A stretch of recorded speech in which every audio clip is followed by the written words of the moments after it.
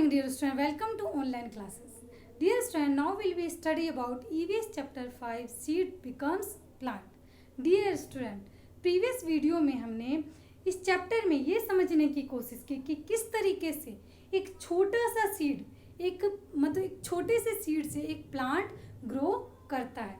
इसी से related seed से और प्लांट से रिलेटेड नेक्स्ट पार्ट को हम इस वीडियो में समझने की कोशिश करेंगे. Let start. Okay, point are grafting. What is grafting?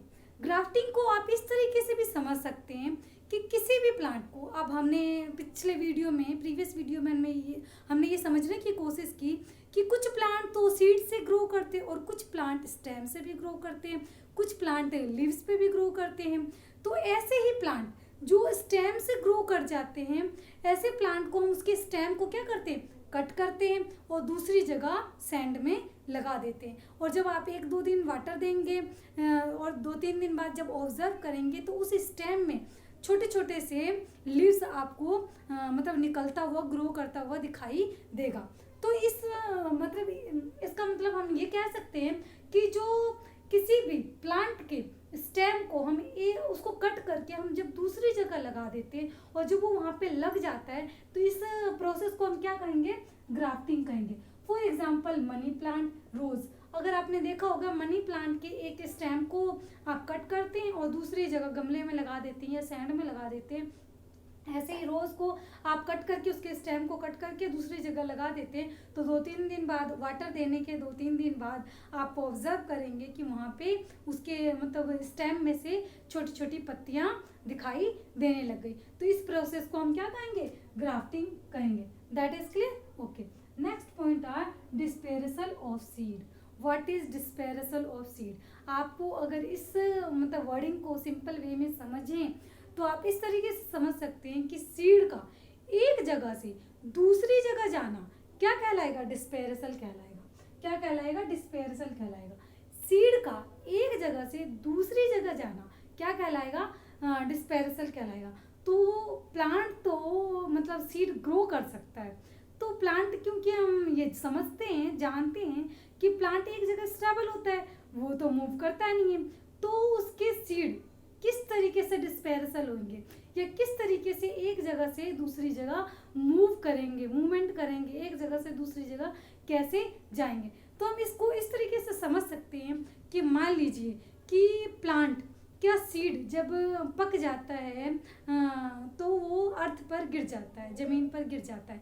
और वहाँ पे मान लीजिए कि हम ही गए और हम वहाँ बैठ गए, या फिर हम उससे रिलेटेड हमारे कपड़े में चिपक गया वो सीड, या फिर एनिमल्स वहाँ से निकले, वहाँ अगर बैठ गए और वो सीड उसके बॉडी पर चिपक जाता है और दूसरी जगह वो गिरा देते हैं, तो वो मूव कर गया. उनका सीड क्या हुआ, एक जगह से दूसरी जगह मूव कर गया. तो हम इस प्रोसेस को क्या कहेंगे, डिस्पेरेसल कहेंगे. ओके, अब ये देखिए, कुछ प्लांट तो हम ये कह भी सकते हैं कि कुछ प्लांट, क्योंकि प्लांट मूव नहीं करते हैं तो इसलिए उसका डिस्पेरेसल का वर्क कौन करता है, ह्यूमन करता है. उसका डिस्पेरेसल का वर्क कौन करता है, बर्ड करता है, एनिमल्स करता है. बर्ड जिस तरीके से अपने उसने कुछ दाने को अपने बीक में उठाया और दूसरी जगह जाता वो रास्ते में गिरा गया, या फिर वो खाया, जहाँ पे रुक के जहाँ पे खाया वहाँ पे उसने कुछ खाया, कुछ गिरा दिया, तो वो सीड क्या हुआ, एक जगह से दूसरी जगह मूवमेंट कर गया.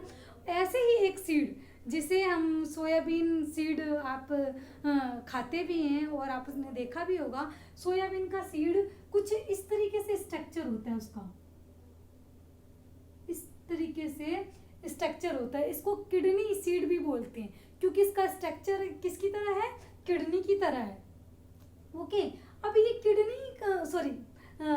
सोयाबीन जो सीड है, जिसको हम किडनी बीन्स भी कहते हैं, इसका जो इसकी जो फली होती है, एक मटर की फली की, मटर तो देखा होगा आपने, मटर की फली की तरह होती है. जब आप इसको खोलते हैं तो आपको मटर के दाने दिखाई देते हैं. जब आप इसके बाहरी कवर को खोलेंगे तो इसके अंदर क्या मिलेगा आपको, मटर के दाने मिलेंगे. इसी तरीके से सोयाबीन सीड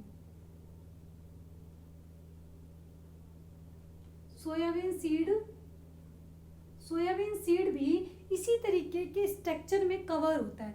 अब ये क्या होता है, जब ये मैच्योर हो जाता है, ये जब पक जाता है, तो इसके अंदर आप इस तरीके से कह सकते हैं कि ये ना, इसको खोलने की जरूरत नहीं पड़ती, ये अपने आप ही एक ये साउंड के साथ खुलता है और प्रेशर के साथ खुलता है, और साउंड के साथ जब ये खुलता है तो ये अपने सीड को फैला देता है।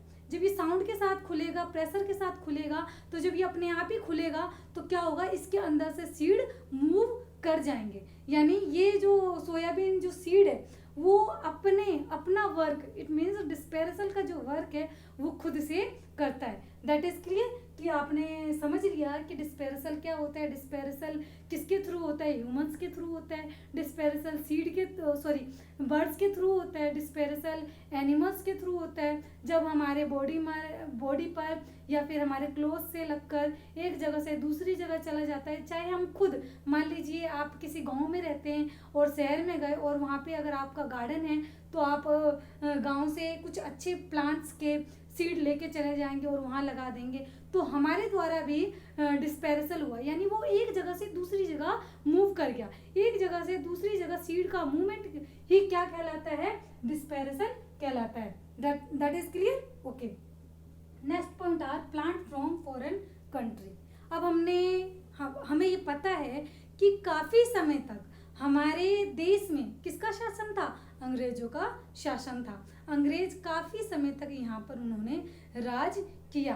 तो इस टाइम पीरियड में उन्होंने मान लीजिए कि वो अपनी कंट्री से जो अच्छे प्लांट थे वो यहाँ पर लाकर उन्होंने लगाया, या अदर कंट्री में वो घूमे और वहाँ पे जो प्लांट अच्छा लगा और वो वहाँ से उस प्लांट के सीड को यहाँ लेकर आए और उस प्लांट को यहाँ पर लगाया। फॉर एग्जाम्पल लंताना एक ऐसे ही प्लांट है, आपके बुक में इस लंताना का पिक्चर है, उसको आप देखकर समझ सकते हैं कि लंताना प्लांट कैसा प्लांट है।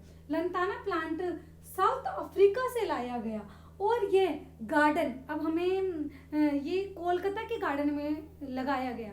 अब हमें पता होना चाहिए कि अंग्रेजों का जो प्रथम कैपिटल था या फर्स्ट कैपिटल था वो कैलकाटा था, जिसे हम कैलकाटा बोलते हैं, वो पहले कोलकाता बोलते थे। कोलकाता के गार्डन में लंताना प्लांट कहाँ से लाया गया था, साउथ अमेरिका से लाया गया था। ये कौन लेके आया होगा, ये ब्रिटिश लोग लेके आए थे। That is clear, okay. A British officer brought eucalyptus from Australia plant in the Nilgiri hills Tamil Nadu.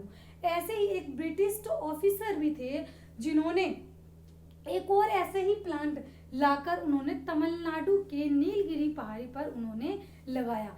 और ऐसे ही बहुत सारे उन्होंने मतलब अपनी कंट्री से हमारी कंट्री में लाकर उन्होंने प्लांट लगाया। ऐसे ही प्लांट हम, जैसे आप टी पीते ही हैं रोज, मतलब रोज सुबह की शुरुआत चाय पीकर होती है, और ये चाय हमें कहाँ से, मतलब चाय का जो प्लांट है वो कहाँ से लाया गया, चाइना से लाया गया।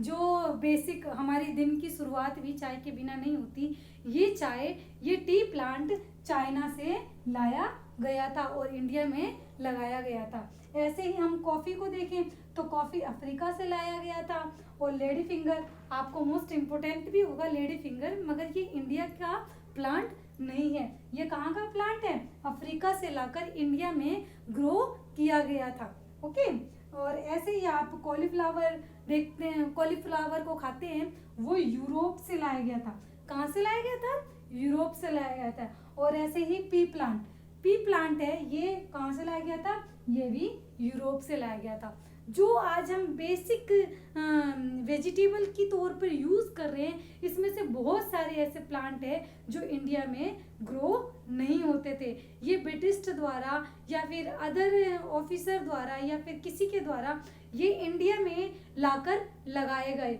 और इस तरीके से इनका क्या हुआ, इनके सीड का क्या हुआ, डिस्पेरेसल हुआ। डियर स्टूडेंट, इस चैप्टर में हमने ये समझने की कोशिश की कि किस तरीके से एक सीड से एक प्लांट बनता है, एक सीड का किस तरीके से ग्राफ्टिंग होता है, उसके स्टेम पार्ट को जब हम दूसरी जगह लगा देते हैं और वो वहाँ ग्रो कर जाता है, उसको ग्राफ्टिंग कहते हैं। डिस्पेरेसल, जब एक सीड, क्योंकि प्लांट मूव नहीं करता और किसी भी अदर रीजन से जब वो एक जगह से दूसरी जगह मूव करता है उसको डिस्पेरसल बोलते हैं। ओके, ये डिस्पेरसल का वर्क ब्रिटिश ने भी किया।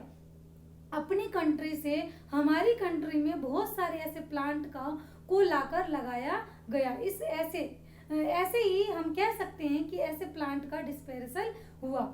डियर स्टूडेंट, इस चैप्टर में आई होप आपने इस चैप्टर में बहुत सारी न्यू जो है नॉलेज आपको मिला होगा। इस चैप्टर को अच्छे से समझने के लिए आप इस वीडियो को अच्छे से समझें, इस चैप्टर को एक बार और रीड करें। इस चैप्टर में जो फिगर दिया गया है, जो टेबल दिया गया है कि कौन सा प्लांट किस कंट्री से लाया गया, आप उसको भी अच्छे से लर्न कर ले। ओके, और नोट डाउन कर ले नोटबुक में। इस चैप्टर से रिलेटेड क्वेश्चन आंसर को मैं आपको PDF के थ्रू भेज दूंगी। Okay, thank you.